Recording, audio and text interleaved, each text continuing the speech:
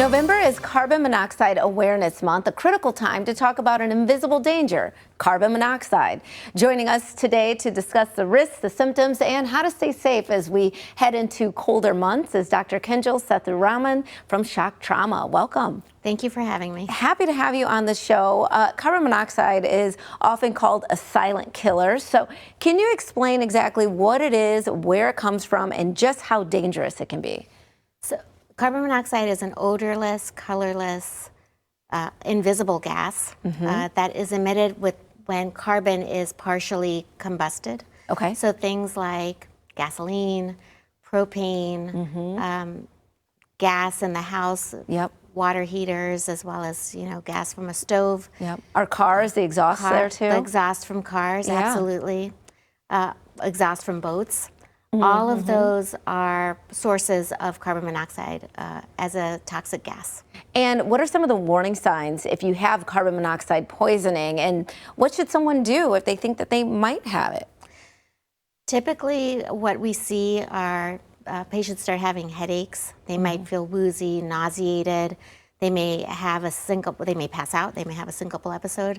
And then if multiple people in a home start to feel ill in that way, then that might be a carbon monoxide event. If you have a carbon monoxide detector in your home and it goes off, that's a good thing so that you're not so far gone in the exposure.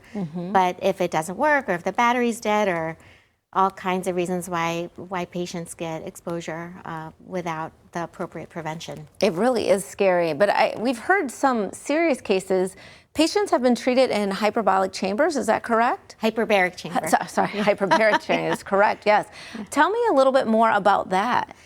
Hyperbaric oxygen therapy is a treatment for carbon monoxide as well as multiple other conditions.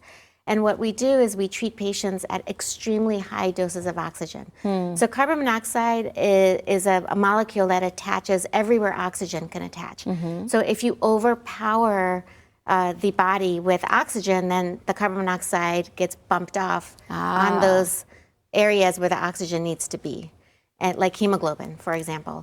And so what we do is we give patients oxygen at super high doses. The way we achieve those high doses is by putting patients in a pressurized cabin. We tell patients it's like being in a small airplane where we increase the pressure, and by increasing the pressure, we increase the amount of oxygen that the body sees. And that's one of the treatments for carbon monoxide. And the results have been positive with that.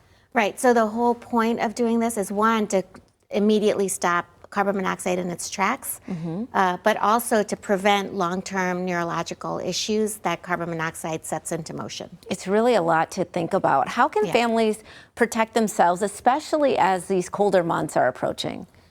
The most important thing people can do is to check their carbon monoxide detectors. That is, hands down, the most important preventative thing we can do. We need to also have our HVAC systems checked every year to make sure they're working and functioning properly. We also need to not use those generators or the grills inside the house, right? Yes, generators, grills, inside homes, inside garages that are closed, not having proper ventilation, using propane tanks, power washers inside an enclosed space. All of those devices and machines that we use for in our homes and around our homes can lead to carbon monoxide toxicity. And we need to be proactive too when we're on the road in our cars and also at hotels. You brought something too that will help us, right? This is my own personal portable carbon monoxide detector. I take it everywhere. I take it on my trips outside the country. I take it to Airbnbs. I take it to hotels because you never know.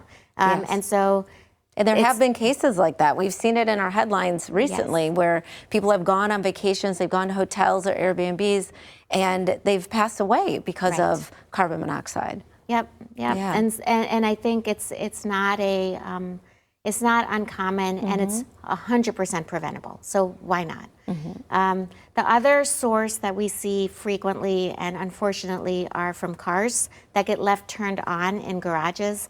Nowadays, cars are so quiet, and with that push button on-off switch, you can walk away and not know that you haven't turned your car off. And so if you have an attached garage, the car's on all night.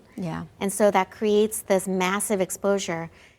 because carbon monoxide goes through drywall. Yes. It doesn't just stay in the garage, it goes into the home. Right. And so we've seen some pretty tragic cases from that as well. That's a good reminder, because you're right, especially with the electric cars and, well, the hybrid cars, I should say. That can be, you know, it happens a lot. It does. It really does. All right, does. so remind us about Maryland Trauma Net, because this is a part of a big network here in Maryland that we're lucky to have.